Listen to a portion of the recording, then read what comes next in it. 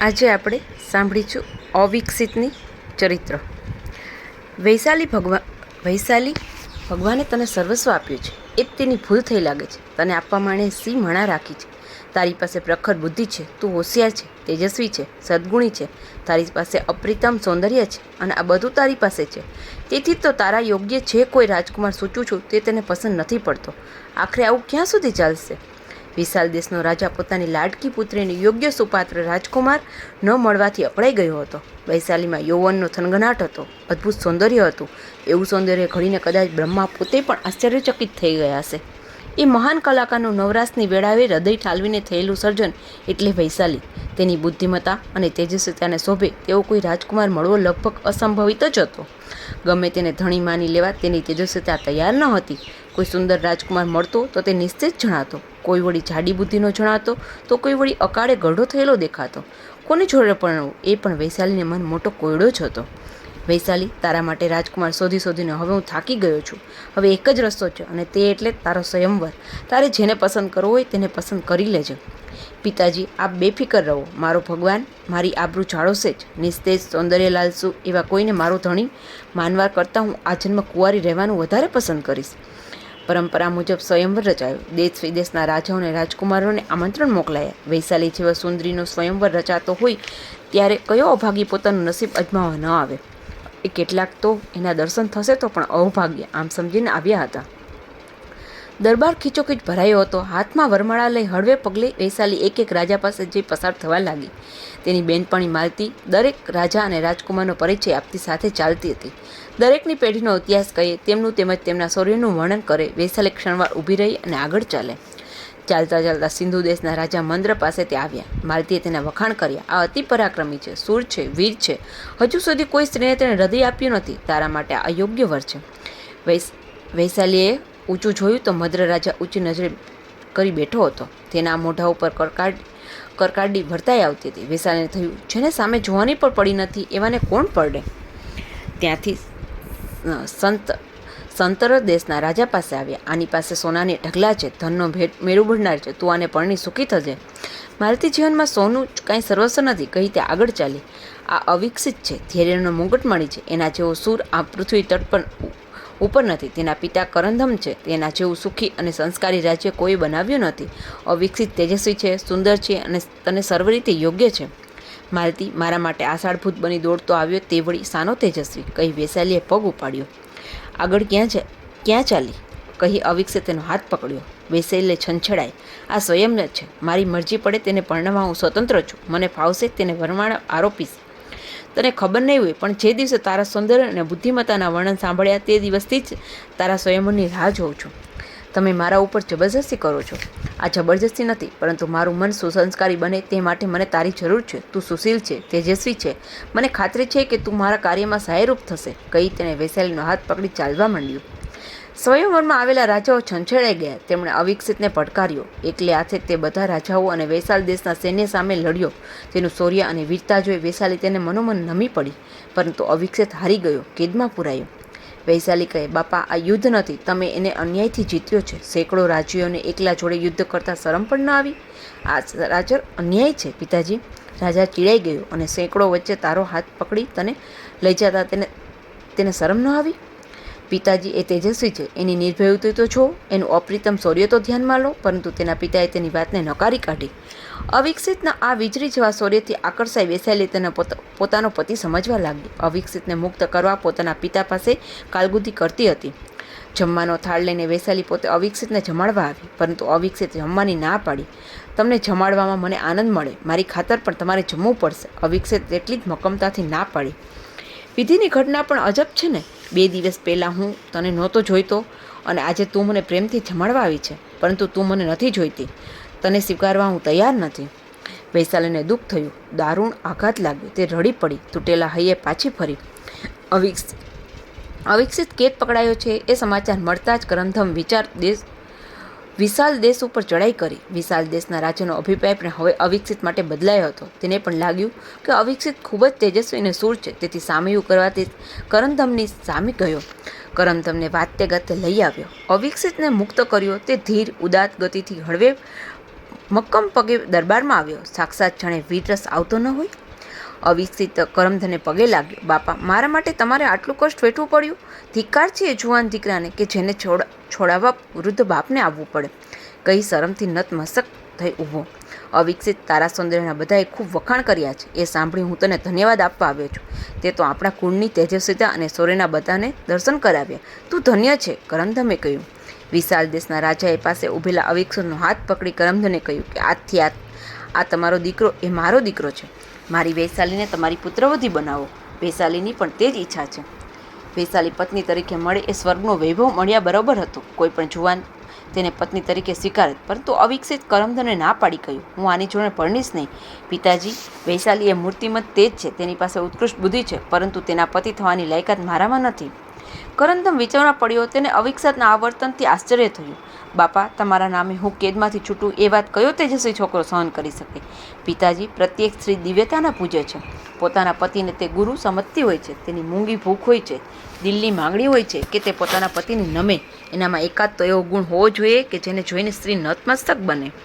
વિશાળ દેશના રાજાએ પણ અવિકસિતને કહ્યું, વૈશાલી રત્ન છે. મારું કમનસીબ છે કે હું તેનું પાણીગ્રહણ કરી શકતો નથી. ઘણા નરવીરો છે, તેને યોગ્ય સ્થળે પરણાવી સુખી કરજો. અને તે દરબાર છોડી ચાલ્યો ગયો.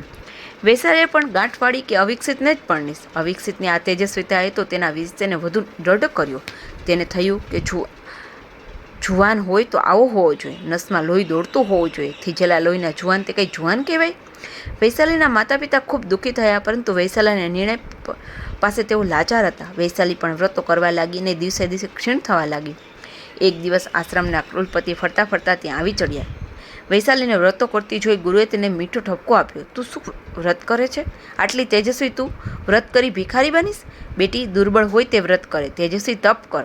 તપ એટલે ભગવાનના કાર્ય માટે ઘસાવવું. ભગવાન પાસે માગવા કરતાં એવું તપ કર કે ભગવાનને ખુદ દોડતા આવવું પડે.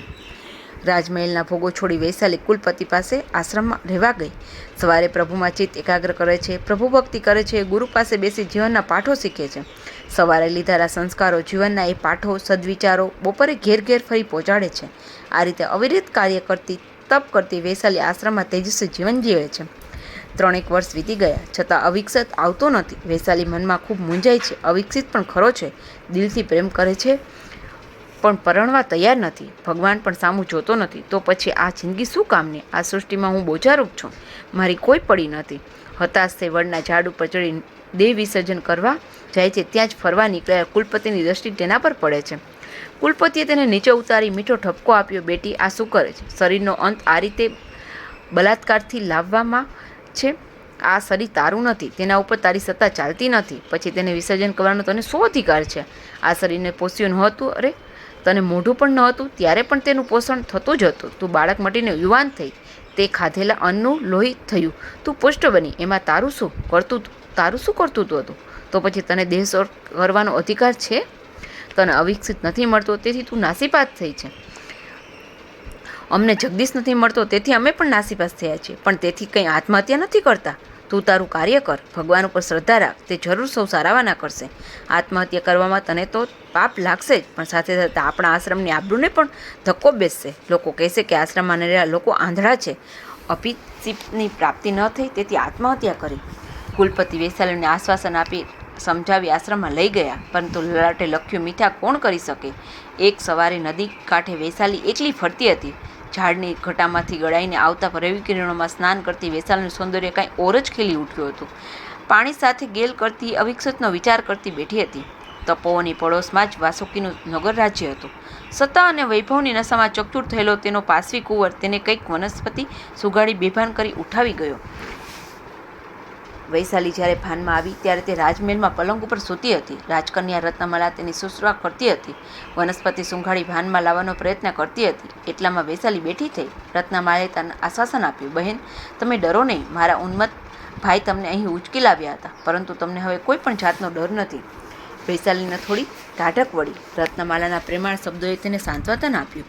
રત્નમાલાએ તેને સુંઘાડેલી વનસ્પતિ તો તેની ક્રાંતિ અનેક ગણી વધી ગઈ હતી. 16 વર્ષની સુંદરી જેવી લાગતી હતી.